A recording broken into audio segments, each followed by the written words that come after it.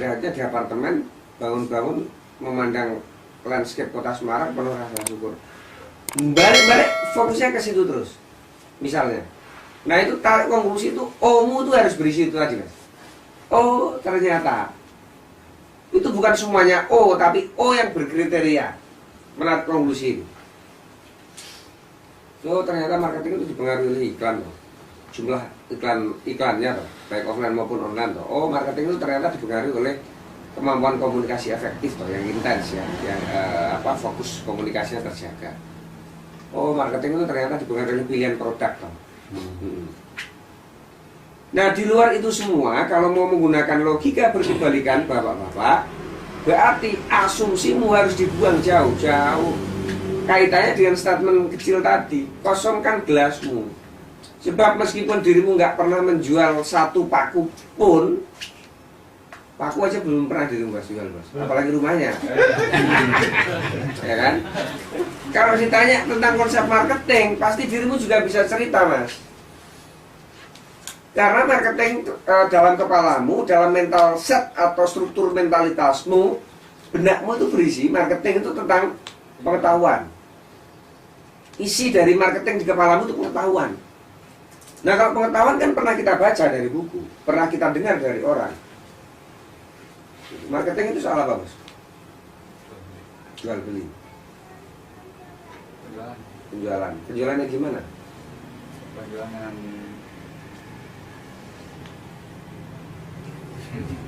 apa pak?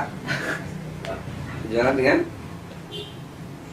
penjualan yang cara-cara kreatif ya sehingga menyebabkan orang ada membuat orang serak gitu. Akhirnya punya keyakinan saya harus milih yang ini. Ya. Sudah pernah menjual paku? Belum. Nah itu kok berani jawab? Ini kan berdasarkan fakta di lingkungan ini. Nah gitu kan? Itu yang saya maksud. Ini barusan saya kasih contoh. Jadi menarik konklusinya bukan berdasarkan atas persaksian peristiwa, tapi menarik konklusi marketingnya berdasarkan pengetahuan. Ya nggak apa-apa sih kalau kita mau ujian di kelas marketing, berarti kita namai yang keluar dari sini, yang tak kasih nilai A itu barokah gitu kan. Yang B ya lumayan lah manfaat gitu kan, labelnya. Yang C berarti musyarakah. Jadi kita semua punya pak, di benak kita sebagai long term memory ini, sebagai rujukan atas kognisi pengetahuan itu, rujukan marketing. Tapi itu percaya tidak ada gunanya. Buktinya apa? Menjual paku pun belum pernah. Tapi kalau ditanya ya bisa jawab. Sebab konklusinya berisi konklusi pengetahuan, bukan persaksian atas ini. Jadi artinya dimensi marketing itu marketing yang itu tadi. Yang marketing adalah itu tadi. Bukan oh gitu ya cara masaknya jual rumah ya. Kenapa betul cuma gitu-gitu aja masa dapat 25 juta. Karena jual 1 miliar kan. Nah, mindset itu soal itu pak. Soal itu. Kan kita namanya alur perubahan mindset ya. Makanya Pak Agil ketika bilang bahwa kalau asumsi kita keliru, salah, maka kita selama itu juga terus miskin. Kan gitu, kalau asumsi kita keliru, salah, maka kita akan selama itu juga miskin juga, terus miskin. Makanya kemarin saya ketika Pak Agil lagi ngobrol-ngobrol aja silaturahim ke rumah Pak Agil, tiba-tiba ada orang datang gitu, wah Pak Agil dapat hadiah 250 juta. Wah, saya lihat, wah, kata anak saya Amar, Pak gampang banget yang cari duit dan gitu. Iya. Oh saya ngajar begini-begini ini nggak terasa. Saya udah lupa berapa lama saya ngajar. Ternyata saya ngajar lumayan banyak pak, 48 kali dulu ya. Ditransferin 240 juta suruh beli mobil baru. Ya gua aja udah lupa ngajarnya. Ya menarik kan. Siang hari habis ngajar dapat 240 juta. Istriku yang terima. Buru-buru lagi. Itu pun dia bukan dengan kepala tegak, dengan rasa syukur. Mas, agak malu-malu dikit gitu kan. Ada teman tuh. Kan hanya ngomong sebentar itu sama istri. Berapa tasnya penuh 240 juta. Itu terakhir ada yang nyaksikan banyak kok. Ya iyalah dia punya 14 miliar masa kasih punya 240 juta aja nggak mau. Untung-untung aja gurunya lupa, kalau gurunya ingat tetap tarik di depan. Itu aja kalau sempat ketemu apa dia takut sebutan. Lo kok cuma 240 juta nih? Gak cukup ini bro, bukan semua bro. Kacau. Gitu. Asik ini. Oke, saya lanjutkan. Meniru Pak, ini sebagai bagian terpenting. Meniru sebagai bagian terpenting. Tapi dirimu meniruku sampai jengking orang bakal bisa mendekati, mirip bro. Karena itu kemudian pelajari. Oh, dalam level ini saya bisa meniru. Yang ini kayaknya tidak deh. Kalau yang ini saya menggunakan gayaku sendiri deh. Nah, gitu mas. Jadi ada mulai katakanlah kita ngomong marketing itu dari mulai placement media sampai respon konsumen. Sampai akhirnya nanti ujungnya closing ya, macam-macam tahapannya itu. Yang bisa Anda tiru dari seseorang yang Anda saksikan cara kerjanya yang kategori dia legitimate untuk mengajar karena dia juga pelaku yang berhasil misalnya. Kemudian Anda tarik konklusi, oh kalau Anda tiru gitu kan, maka tetap dibutuhkan ruang untuk Anda belajar. Disinilah bedanya. Nah kalau mau pakai adab itu adab yang begini, adab yang relevan, adab yang praktis, jangan yang etik yang jauh dari pemahaman tidak membumi.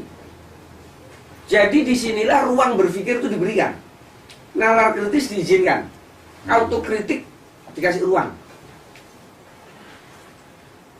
Kalau di sini kita bicara soal persilangan pendapat antara guru dan murid, ya akhirnya mungkin udahlah, gurunya kamu aja deh, aku tak belajar. Kebanyakan orang belajar itu kalau urusannya marketing atau hal kualitatif lain, itu yang terjadi Bapak Ibu. Jadi lagi proses belajar, sudah yang ngajar tidak memiliki ukuran proses belajarnya dengan jelas, tidak memilahkan dengan baik. Misalnya saya tadi katakan, mesti ada studi literatur yang baik, mesti ada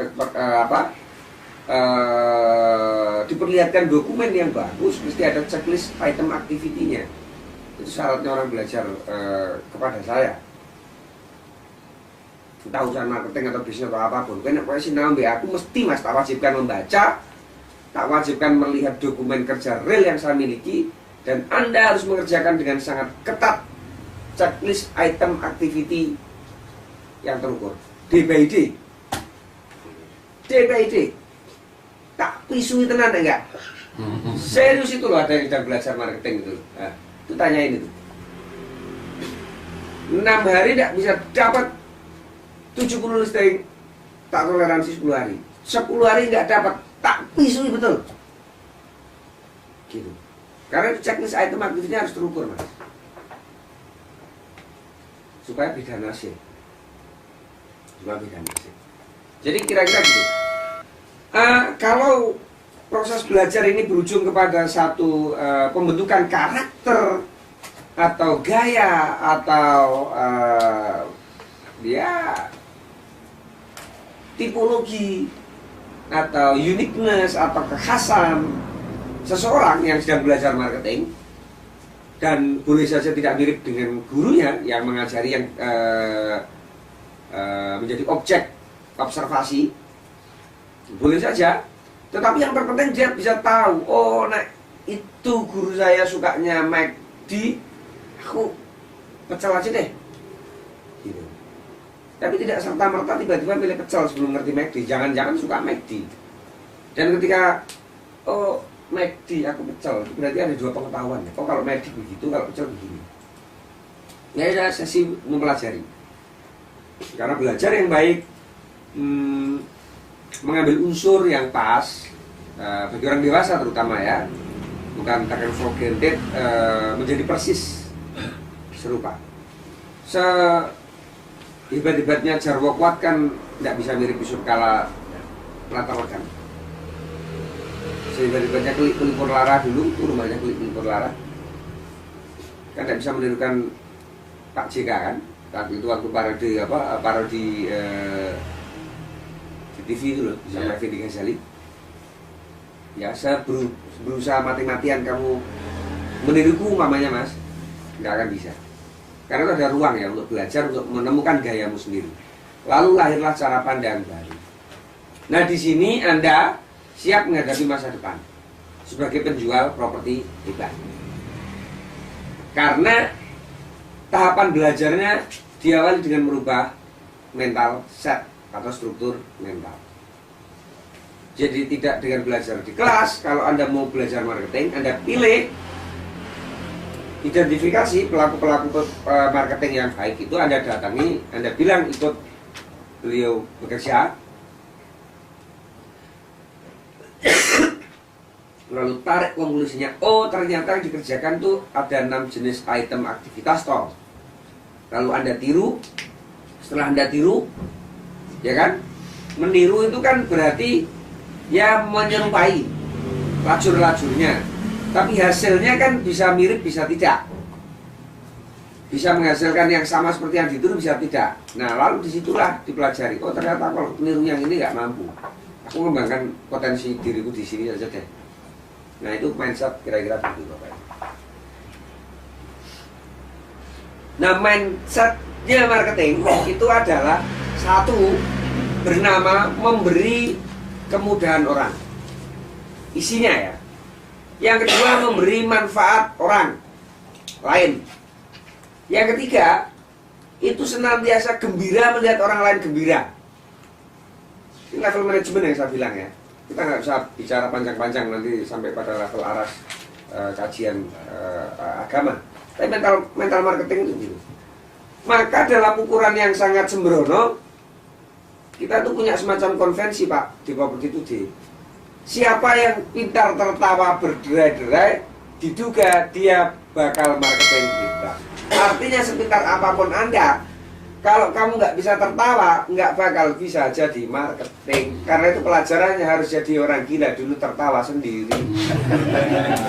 Mas, aku tuh jarang ketawa Mas, tapi nek lucu, ya maksa, ya pokoknya tidak ketawa saja.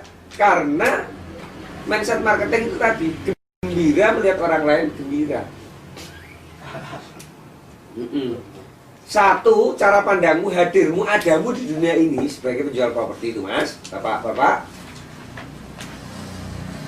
Apakah Anda datang, hadir, ada, itu sebagai pemberi manfaat, memberi kemudahan. Apakah Anda dengan begitu ketika orang gembira karena ya mungkin effort kerjamu atau sedikit bantuanmu atau banyak bantuanmu atau menggunakan jasamu, ketika orangnya gembira, apakah Anda juga gembira? Itu mindsetnya marketing Mas. Kalau dirimu ditanya arah yang namanya Gedung Kuning ada di mana? Dirimu tahu? Gedung Kuning ada di mana? Tahu. Di mana? Sana. Sebelah sana. Di mana tepatnya? Jadi kalau lihat menurut Hmm. belok kiri, ketemu sekitar sana. Pokoknya sekitar sana. Dekat Kota Baru. Oke. Kota Gede, Kota Nah, ini Gede. contoh. Ini bukan kesalahanmu, contoh saja ini. Contoh Mas. Kalau orang bertanya Gedung Kuning, dirimu tidak tahu persis Gedung Kuning di mana, kira-kira jawabanmu ini tadi bermanfaat buat orang nggak? Bermanfaat. Bermanfaat. Ya. Sama Bos. Kalau di depan, di belakangnya Panakukang Mall, Wah, apa itu coto Makassar yang paling enak itu punya Haji siapa? Yang agak ke belakang. Nggak pernah makan. Coto Makassar yang paling enak. Atau makanan yang paling enak yang menurutku bisa tak referensi. dirimu referensikan di mana? Kontrol. Kalau paling enak ya, kalau contoh itu di Jalan Landang. Landang. Wah, itu paling mantap. Mantap ya? Mantap, soalnya selebriti kalau ke Makassar pasti rata-rata makannya di situ. Beda kan cara dia jawab Gedung Kuning sama coto Makassar kan? Nyala dia. Begini dia ngomong. Oh, landak nih. Ya kira-kira begitu Mas. Dirimu bisa ngomong begini kalau basis produk knowledge-mu baik. Jadi ini bukan soal itikat. Bukan soal itikat. Gedung Kuning di sini Pak, bukan soal itikat. Yang penting kan saya lihat batu. Lah Gedung Kuning ditunjuk ke sana ini kan berarti ke atas. Gitu loh ya. Kayak paham ya. Jadi tapi begitu ditanya, wah, Jalan landrak begini dia, powernya keluar. Karena dia menguasai, karena itu memang rumahnya di sana. Jadi kalau Anda tidak kuasai area di mana perbincangan itu seputar apa, ya sama tadi itu, tunjuk sana aja. Kira-kira memberi manfaat orang nggak? Nggak bisa. Padahal mindset marketing adalah memberi manfaat. Kalau saya pergi ke Makassar, saya akan telepon siapa untuk tanya? Tanya beliau kan? Karena dia adalah paling menguasai soal contoh percontohan tadi itu. Gitu Mas ya. Kalau Excelso masih di lantai 3 di Padang Kangmol. Excelso masih ada di lantai 3 apa lantai 2? Lantai 7 itu. Lantai Serem tahu ya. Saya jujur aja komentar saya tidak tahu kan. Daripada saya memberikan nanti informasi yang tidak manfaat kan jadi. Mindsetnya udah berubah ini. Daripada tidak memberi manfaat, lebih baik dia belajar. Nah, marketingnya begitu Mas. Kelihatan kan, begitu ngomong contoh itu kelihatan. Jadi Anda harus begitu kira-kira sedang ngomong properti. Nah, bagaimana membuat begitu? Ya berarti belajar. Nah, kalau sesuatu yang masih spekulatif gimana kamu kasih manfaat ke orang kan? Aneh kan?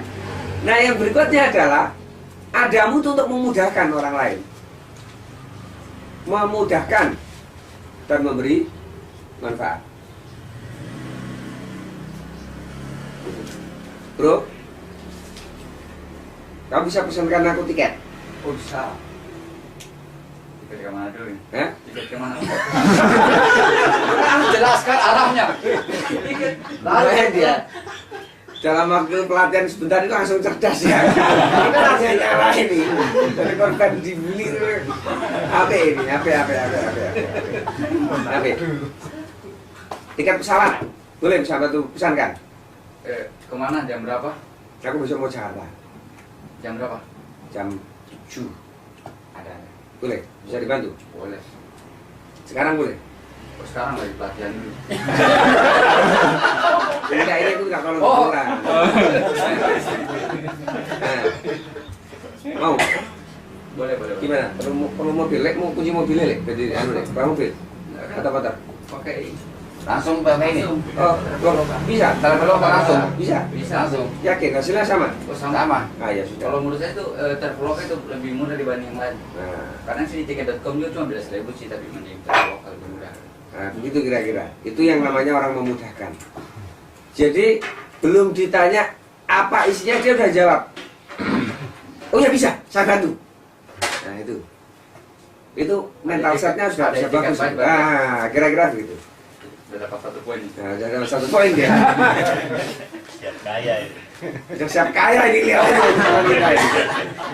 Jadi semuanya bisa. Pada saat dia bisa, ada sudut pandang yang tidak make sense dengan cara memperoleh tiket. Bisa, coba tiketnya kasih. Oh bukan itu, pakai ini. Pakai online.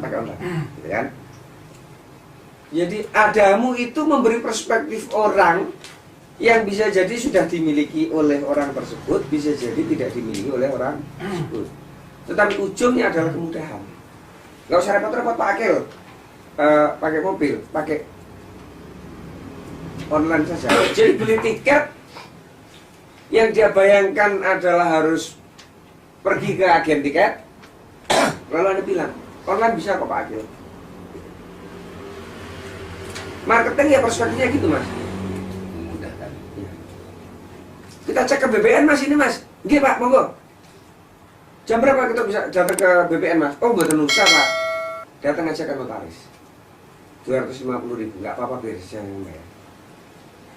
Nanti stafnya notaris yang akan ngecek. 2 jam kemudian kita di-report Pak. Bapak tunggu di rumah saja karena ada bukti pengecekannya Pak. Nah itu memudahkan orang. Tidak orangnya yang mau beli Anda minta belangsakan ke BBM. Gitu ya. Jadi kalau mungkin ditarik kesimpulan ya, ini menurut saya ya. Jadi sebelum memulai sebuah marketing, berarti kita betul-betul mengetahui produknya terlebih dahulu. Mungkin detail-detailnya seperti itu. Salah satunya produk itu hanya satu varian dari yang namanya marketing. Oh gitu. Ya. Tidak soal produk, tidak hanya soal produk. Mas, suku bunga bank sekarang paling kompetitif mana ya? Waduh, mana ya Pak ya? Oh, BPD Pak, BPD punya link. Oke, ketepatan. Biasanya kalau saya punya customer bagus seperti Bapak, orangnya bank datang. Mas, tolong ya, bisa ngopi di tempatku Mas. Wah, berarti mau dapat ini dong ini. Oh, seperti biasa. Bagus kali ini Mas. Nasabahnya bagus. Datang kebetulan orangnya. Staf KPR BPD. Kan bukan soal produk itu. Kan soal relationship, soal kemampuan membangun hubungan yang mutualistik. Bukan soal produk. Jadi datang betul marketingnya BPD, datang ke kita, orangnya senang sekali didatengin marketingnya BPD kan. Kemudian dia merasa dimudahkan. Service terbaik. Itu mindset. Oke. Apalagi Pak setelah mindset Pak? Nggak sampai 1 jam kan mindset Pak? Apalagi Pak? Tadi ada yang gembira melihat orang lain gembira. Bagian dari mindset marketing itu. Iya. Gimana tuh penjelasannya? Kesedihan itu menular Pak. Kegembiraan pun sama. Kemelaratan itu yang menular. Wah, enak. Enak. Menular itu. Jangan dekat-dekat lah ya. Jangan. Ketularan-pelaran kita kalau dekat-dekat orang barat. Udahlah, logikanya banyak itu. Pikir sendirilah. Kaya juga sama menular itu. Orang kira-kira kalau tertawa itu gembira nggak? Oh, gembira. Sedih-sedihnya gembira nggak? Gembira. Gembira kan? Entah kalian tak miskin tidak penting kan? Gembira kan? Ya itu intinya. Kalau Anda tidak ketemu dengan orang yang gembira, murung nasibmu. Murung cara pandangmu, murung sikapmu, murung penampakanmu, insya Allah nasibmu juga murung. Orang beli rumah itu kira-kira sedih apa gembira? Ya sedih juga kalau itu diperas sama bini ketiganya. Peras sama bini mudanya itu sedih juga, peras sama selingkuhannya sedih juga dia. Tapi gembira, bisa ngakali dia berarti. Kebanyakan kan gembira Pak ya, beli rumah dia. Gagah ya dalam situasi. Nah, Anda harus ketularan gembira gitu. Atau karena Anda gembira melayani dia, ngecek itu, nanti akhirnya dia beli betulan, ketularan gembira. Ya begitulah kira-kira, tarik menarik. Oke, mau belajar marketing yang apa lagi nih? Berbeda dari kebanyakan pemikir sosial atau bahkan mungkin sekedar motivator, saya menempatkan ini bukan sebagai ketidaksadaran.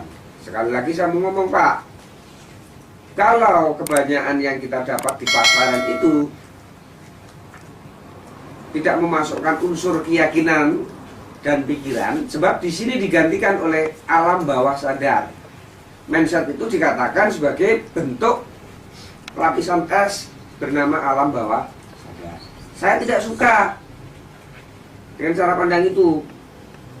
Satu, pertimbangannya sederhana karena saya muslim yang taat. Yang kedua, insya Allah saya juga punya tradisi belajar yang cukup baik dari segi khasanah ilmu keagamaan maupun dari segi ilmu sosial. Sebab kalau semuanya dalam ketidaksadaran itu nabrak dengan pakem kitab suci. Itu loh.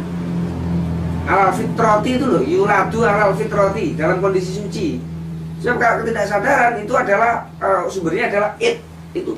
Teoretisi sosialnya namanya Sigmund Freud, penemu psikoanalisa. Gila, memang gila dia. Pada akhirnya gila dan mati dalam kondisi yang sangat schizofrenia. Oh, dia incest sama kakak kandungnya. Itu loh Mas. Jadi kalau mindset itu dianggap sebagai rumah ketidaksadaran atau alam bawah sadar, kalau kamu ngomong uang tanpa sadar, nanti kamu ketemunya uang, gitu kan? Kalau kita ngomong berhasil, kita benamkan di alam bawah sadar kita bahwa kita akan berhasil, nanti kita akan berhasil. Kalau kita ngomong negatif, itu bukan begitu. Itu ilmu separuh namanya. Separuh ilmu itu. Kudu sinau meneh, kudu ngaji kita meneh itu, dan harus belajar lagi sehingga memahami Sigmund Freud dengan psikoanalisa sampai kepada psikodinamika, sampai kepada psikologi humanistik, sampai kepada psikologi kognitif, sampai nanti ketemu dengan psikologi eksistensialisme.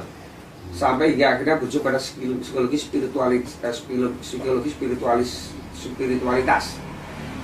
atau psikologi spiritual, sampai ketemu sama Profesor Hannah Jumana Bastaman atau Profesor Malik Badri, atau ketemu sama Viktor Frankl orang Israel. Itu ujung dari ini. Sehingga sayangnya orang-orang sepertimu ini nasibnya kan suram, Mas. Sehingga kan seneng banget nih dikasih khayalan. Barang yang sudah akhir di negara asalnya kita impor ke sini, terus laku dijual mahal. Terus ada tulisannya CF, ada hipnosa, hipnoterapi, asu kabeh gitu tulisan ini melawan. Karena manfaatnya mas. Itu surat tinggal di negara asal, nggak dipakai. Ya sama kayak kita beli F16 bekas itu loh. Lah pengetahuan masa kita mau beli begitu.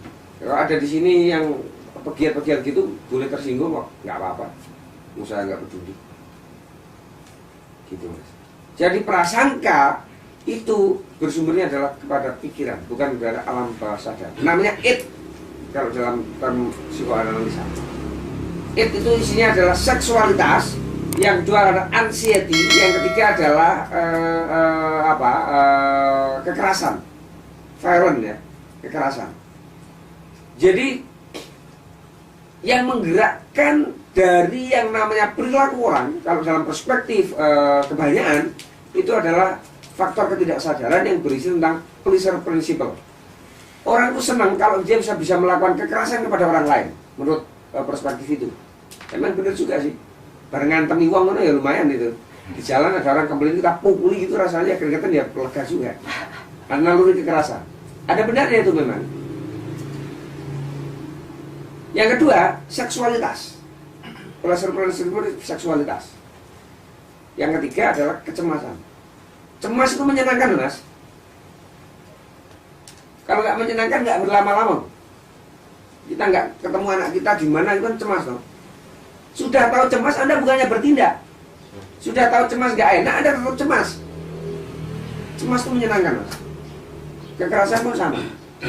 Seksualitas itu yang menyenangkan. Ada katarsis, ada relaksasi, ada